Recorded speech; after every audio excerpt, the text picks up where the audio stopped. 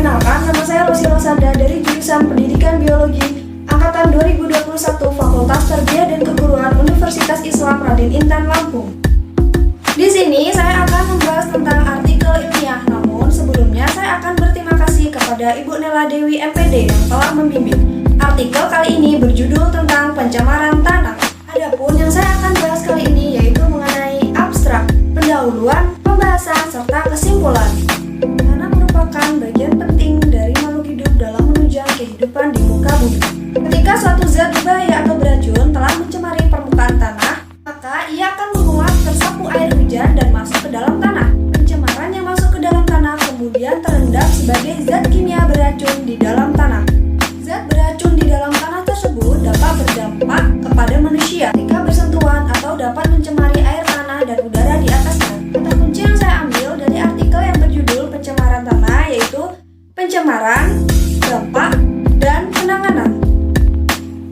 Jumlah penduduk serta peningkatan jumlah kegiatan pembangunan yang mengakibatkan terjadinya pola pergeseran pembangunan lahan di Indonesia. Sering dijumpai pola pembangunan lahan yang tidak sesuai dengan kaidah penataan ruang dan kemampuan serta kesesuaian lahan sehingga timbul masalah seperti lahan kritis, hilangnya lahan pertanian yang subur, sehingga terjadinya pencemaran tanah. Kontaminasi pada tanah dan perairan diakibatkan oleh banyak penyebab termasuk limbah industri, limbah pertambangan, residu pupuk dan pestisida, hingga bekas instalasi senjata kimia. Pencemaran tanah. Pencemaran tanah adalah di mana bahan kimia buatan manusia masuk dan merubah lingkungan tanah alami. Pencemaran ini terjadi karena kebocoran, limbah cair atau bahan kimia industri, atau fasilitas komersial, penggunaan pestisida, dan masuknya air permukaan tanah tercemar ke dalam lapisan sub-sub permukaan, kecelakaan pengendaraan pengangkut minyak, zat kimia atau bahan limbah dari tempat penimbunan sampah, serta limbah industri yang langsung dibuang ke tanah secara tidak memenuhi syarat. Dan apa sajakah upaya yang dapat mencegah adanya pencemaran tanah? Yaitu yang pertama, kita bisa bersosialisasi kepada petani untuk tidak menggunakan pestisida yang berlebihan atau zat kimia yang berlebihan. Dan yang kedua yaitu kita tidak boleh membuang sampah sembarangan, dan terutama sampahnya itu adalah sampah jenis plastik. Yang ketiga yaitu menghentikan penebangan hutan secara liar. Dan yang selanjutnya, bagaimana cara kita untuk menanggulangi adanya pencemaran tanah tersebut?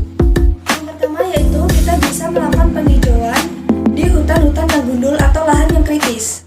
Yang kedua yaitu kita bisa membersihkan tanah dari sampah-sampah yang beracun seperti sampah plastik dan sampah yang berbahaya. Dan untuk lahan pertanian, petani dianjurkan untuk menanam tanaman yang bervariasi agar kualitas tanaman tetap subur. Dan untuk lahan pertanian yang di permukaan kemiringan dan relatif curam, sebaiknya digarap dengan cara sharing untuk dapat mengurangi adanya erosi tanah.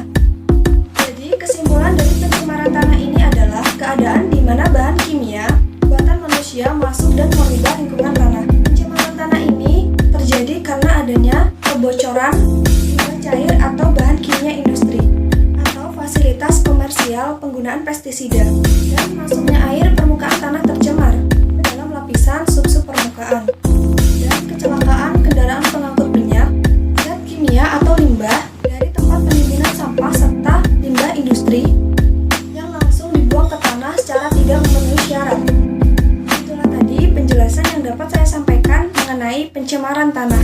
Jika ada salah kata, saya mohon maaf. Saya akhiri. Wassalamualaikum warahmatullahi wabarakatuh.